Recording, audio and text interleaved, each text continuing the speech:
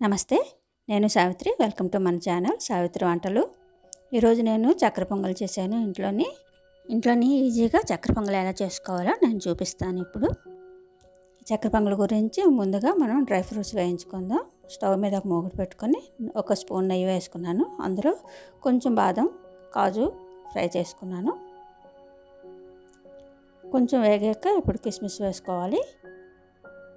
ఇవి కిస్మిస్ కూడా వేగిపోయిన తర్వాత తీసుకొని పక్కన పెట్టుకుందాం. ఒక ప్లేట్లోకి తీసుకొని పక్కన పెట్టుకోవాలి. స్టవ్ కొంచెం మీడియంలో పెట్టుకొని వేయించుకోవాలి. మాడిపోకుండా చూసుకోండి.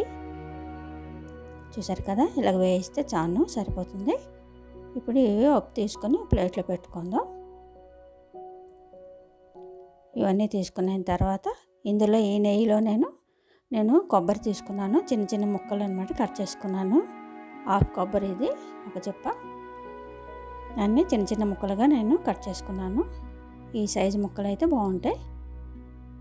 ఇలా కట్ చేసుకొని వీటిని కూడా ఒక 2 నిమిషాలు వేయిస్తే చాలు, ఎక్కువ వేయించక్కర్లేదు. ఇవి చూసారు కదా, ఇవి వేగిపోయి.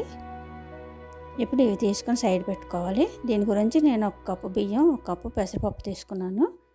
ముందు పెసరపప్పు వేయించుకోవాలి. ఇది కూడా ఒక 2 నిమిషాలు వేయిస్తే చాలు, బాగా ఎర్రగా వేయించక్కర్లేదు.